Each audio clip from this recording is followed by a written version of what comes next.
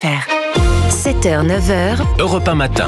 Vous écoutez Europe 1, il est 7h12. Dimitri Pavlenko, vous recevez ce matin le vice-président du conseil départemental de l'Essonne. Bonjour Alexandre Touzet. Bonjour. Bienvenue sur Europe 1. Vous êtes aussi le maire de la commune de Saint-Yon, vice-président, donc on l'a dit, du conseil départemental de l'Essonne, en charge de la sécurité publique et de la prévention de la délinquance. Branle-bas de combat contre la délinquance du quotidien. Bruno Retailleau, le ministre de l'Intérieur, était hier matin l'invité de Sonia Mabrouk sur Europe 1.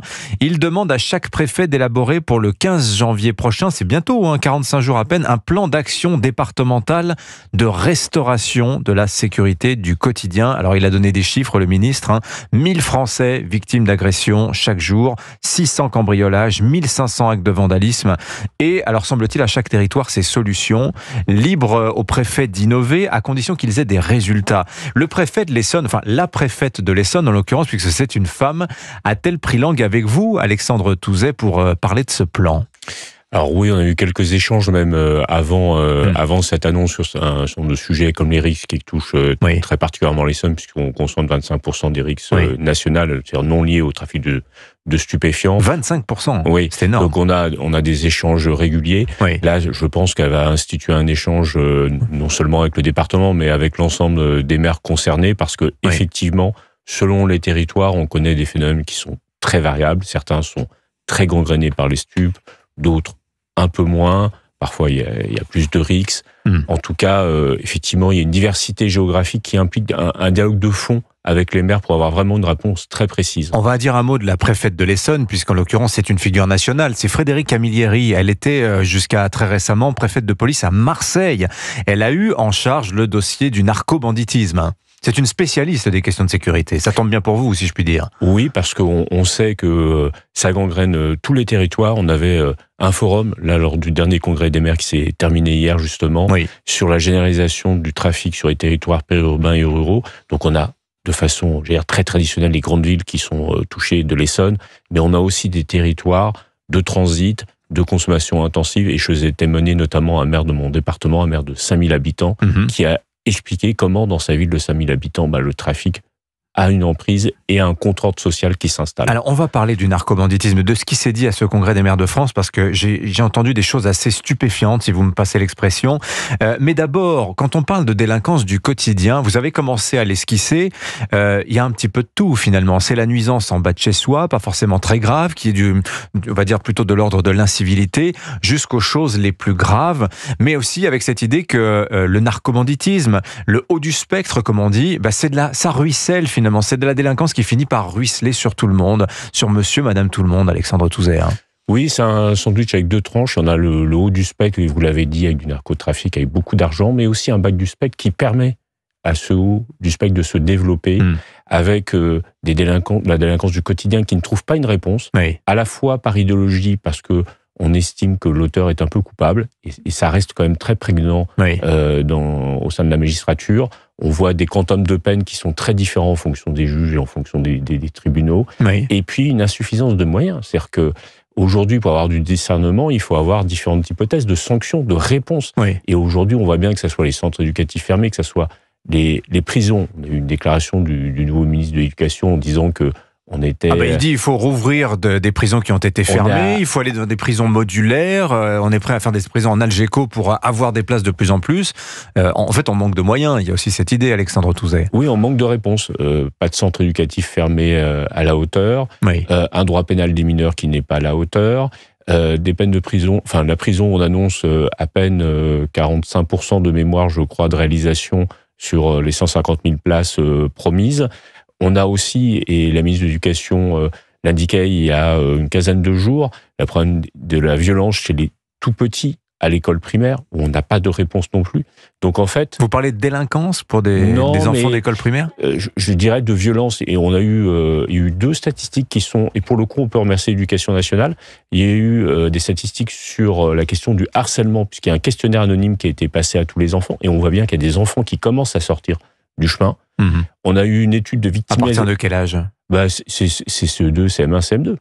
Où il faut trouver... Alors, on parle bien sûr pas de prison, mais il faut trouver des mesures où on va à un moment sortir ces enfants et les accompagner les parents. Sinon, Et là encore, on construit des parcours de délinquants en n'ayant pas une réponse très précise. Allez, vous par exemple, Alexandre Touzet, racontez-nous, vous, sur votre commune de Saint-Yon, c'est quoi la délinquance du quotidien et est-ce que vous diriez que ces 15 dernières années, ça a évolué vers le pire ? Oui, parce qu'on n'a pas de réponse. C'est pas que la jeunesse a évolué, c'est que la société n'apporte pas de réponse. Alors, d'une part, on manque de contrôle social, c'est-à-dire qu'on a un peu abandonné, on va pas dire quelque chose à l'enfant de son voisin, la société se rétracte un petit peu, ce contrôle social, il s'affaisse par rapport à des petits actes qu'on pourrait traiter, j'allais dire, sans que la police ou la gendarmerie interviennent. Oui, plus personne ne dit rien quand il voit des choses, alors que vous pensez qu'avant, on intervenait plus spontanément pour rabrouer un enfant qui fait des bêtises. Oui, mais on a peur justement de ce contrôle social. On a peur que les parents nous attaquent. On a peur aujourd'hui un enseignant qui prend, et moi je le vois dans mon école primaire, ou même dans les 5 collèges de mon canton, dès qu'un enseignant prend une sanction, il est immédiatement critiqué. La question de l'autorité se pose quand même. Oui. Alors, vous avez évoqué le narcotrafic, le haut du spectre. Il y a eu donc cette table ronde au Congrès des maires de France, vous en avez parlé, Alexandre Touzet. Les gendarmes ont fait le constat, je vais les citer parce que les mots ont un sens, d'un basculement du pays, on parle de la France, comparable à la situation de l'Italie, avec des organisations mafieuses qui coopèrent entre elles, qui infiltrent les entreprises privées, qui infiltrent aussi des entités publiques. Le phénomène, disent les gendarmes, n'est pas nouveau, mais il saute brutalement aux yeux. Alors, c'est quand même très, très inquiétant ce que disent les gendarmes là. Il n'est pas nouveau au sens où on fumait du cannabis il y a 5-10 ans dans les territoires ruraux, périurbains. Mais l'intensité, elle, est nouvelle, elle s'accélère. Encore les 3-4 derniers mois, il y a eu ce témoignage, cette phrase, cette punchline d'un maire qui disait que on trouve plus facilement un dealer qu'un docteur dans les territoires ruraux. Et c'est vrai qu'on il y a plus de points de deal à Marseille que de bureaux de poste. On sent cette vague, et non seulement dans les grandes villes qui sont connues, Marseille, Grenoble, quartier Pisin, etc., ou qu'on retrouve dans l'actualité, mais on a des territoires, et on a fait témoigner des maires de territoires littoraux, périurbains, ruraux, où ce trafic s'installe dans des petites villes, dans des villes moyennes. Et ça, on ne peut pas dire que ça existait il y a 10 ans. Bon. Les opérations Place Nette, Bruno Retailleau a dit on va les continuer. Le bilan, quel est-il pour vous dans le département de l'Essonne, Alexandre Touzet? Vous êtes satisfait de ce qui s'est fait? Je crois qu'on n'a pas été au bout des choses. C'est-à-dire qu'il y avait une volonté de dire on fait quelque chose de très médiatique. Par contre, ces opérations, à mon avis, elles auront leur... Très concrètement, si on s'attaque à un trafic qui fait entre 3,5 milliards et 6 milliards de bénéfices en France, 240 000 personnes qui travaillent pour le trafic de drogue, c'est plus que DF. Vous vous rendez bien compte que le jour où on va s'attaquer réellement à ça, il va y avoir des émeutes, on va s'attaquer à des écoles, ça va tirer. Enfin, je veux dire, il ne faut pas avoir d'hésitation. Donc ça veut dire que l'efficacité de la lutte, ça sera, on le verra, quand il y aura des réactions très fortes, très massives, des trafiquants. Donc ça veut dire... Tant qu'ils ne fassent pas grand-chose, c'est qu'on ne fait pas grand-chose. Je pense qu'ils rigolent un peu.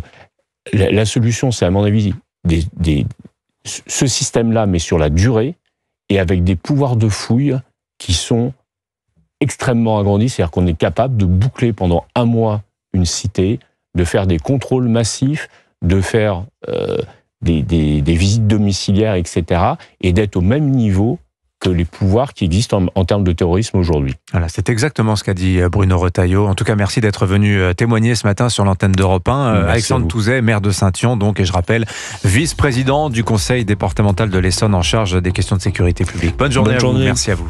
Vous écoutez Europe 1 matin, il est 7h21. 7h, 9h. Europe 1 matin.